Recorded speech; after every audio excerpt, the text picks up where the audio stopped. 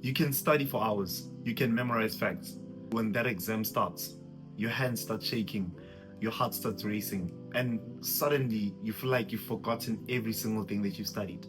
Now, this is a feeling that makes you feel so stupid, it makes you feel so powerless, but I'm here to tell you that this is not a knowledge problem. This is a psychological problem. I mean, we always talk about studying harder, we always talk about working harder, but no one really ever talks about studying your mind. Because when the exam starts, it's not just your memory that is tested, but it's also your mental strength and your confidence.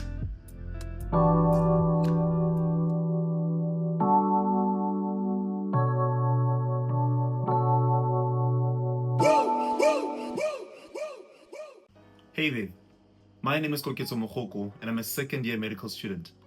Getting into medicine was not a straightforward path for me. I had to study first year, BSc degree at UCT, and only got into medicine at another university a year after. Now, you can imagine that throughout this entire process, confidence had to play a massive role. And the truth is, confidence is not luck. It's not even arrogance. Confidence is self-trust that is built through evidence.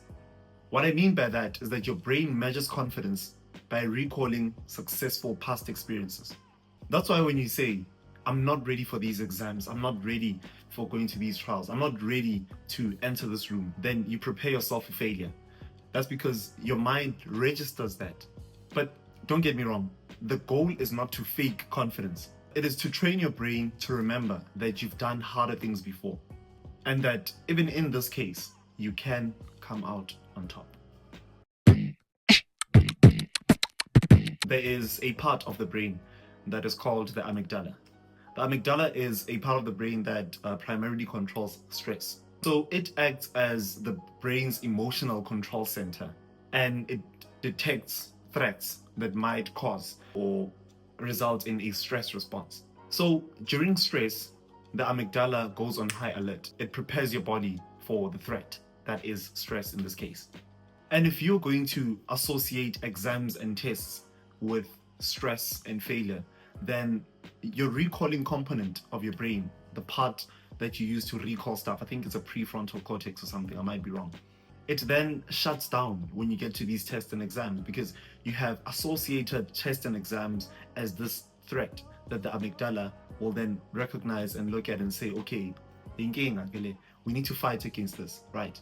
But when you enter the exam feeling calm, feeling very relaxed, I mean, it's easier said than done, but when you enter the exam feeling calm, then this tells your prefrontal cortex that, this is our time to work now. Everything that we've learned, it's time for us to take it out onto this paper.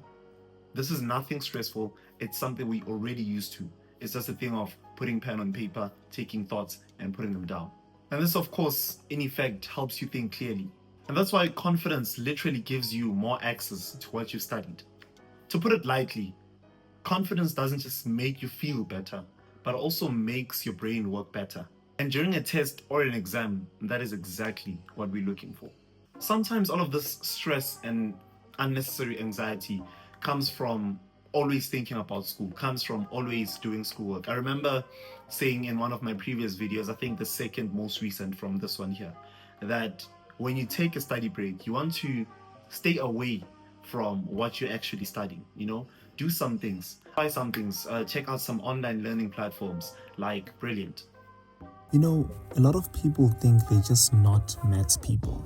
They say it like it's written in stone, but the truth is, maths is not the problem. It's the way that we are taught maths. We were taught to memorize, not to understand, to chase marks and not to master. And that's where advanced maths on Brilliant changes the game. Because this isn't just about crunching numbers, it's about training your brain to think deeper, clearer and sharper.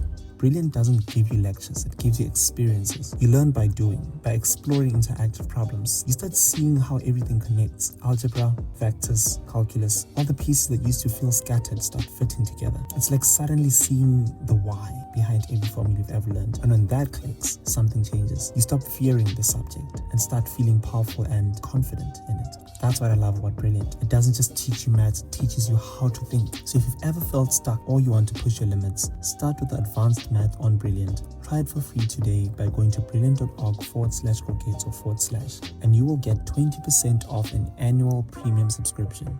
Now, while you check out Brilliant, let's get back into the video.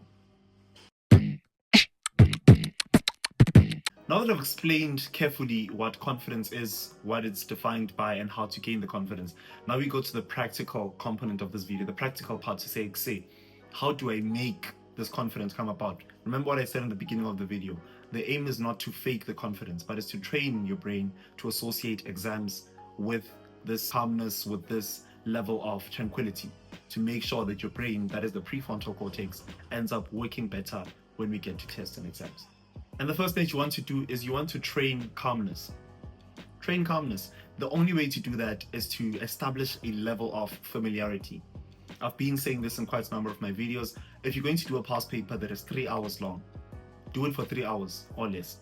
You can't do a 3-hour past paper or 3-hour paper for 4 hours, because when you get to the exam and you see that it's 3 hours, you start panicking because you're not used to that.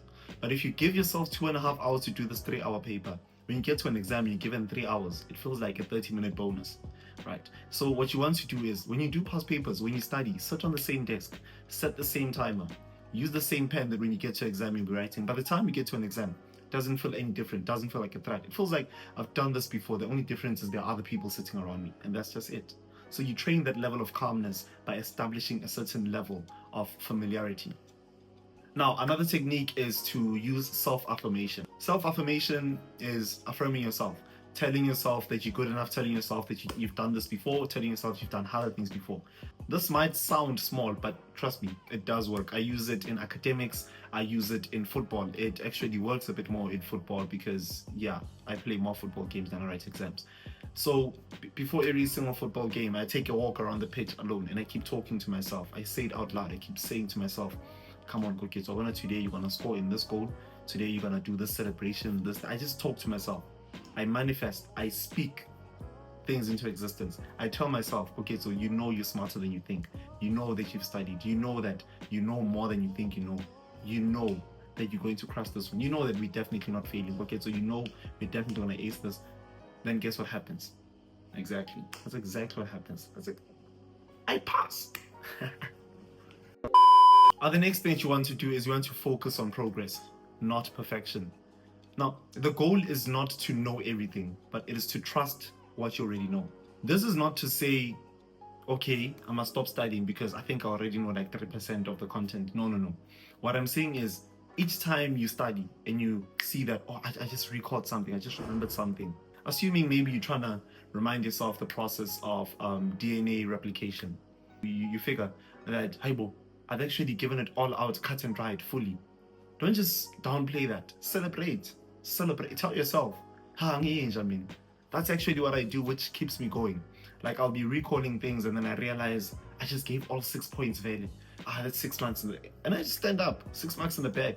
I just stand up, I walk around the room, I just hit my chest, you know. It gives you even the adrenaline to want to keep going. It gives you the feeling that, say, we are smart. It gives you the feeling that we are actually doing this. You move on to the next topic. It might be difficult, the topic, but because of the energy and the spirit and the confidence that you've cultivated in the previous topic, when you get to this one, it's something that keeps you going. It's something that has you started and keeps you going. And in the midst of everything, just always remember that every exam is a mirror. Not only is it a reflection of how much you studied, but it's also a reflection of how much you believe in yourself. Because to be honest, you can't think clearly in a mind that is at war with itself. So stop fighting and start trusting. Because in retrospect, confidence is not the absence of fear, but it is the ability to push through even though that fear is there, knowing full well that you are capable. And no matter what happens, always remember that your marks do not define you. They are not a reflection of how smart you are, but they are basically an indication of how much you knew at the time of writing that exam. Whatever you saw in the exam for the first time, if you were to be given the exam the second time around, you have to perform better. This is where it comes to show that the exam is not necessarily a reflection of what you know in the bigger picture, but rather what you knew at the time of writing that particular exam. And once your mind believes that, your marks will follow. And so, thank you for watching this video. If you feel like you study hard but you're still not getting good grades, then click on the video that will pop up in your screen just now, and I feel like it relates to you. But otherwise, don't forget to like, comment, and subscribe to the channel to get more of content that benefits you. And until then, stay happy and healthy. Peace.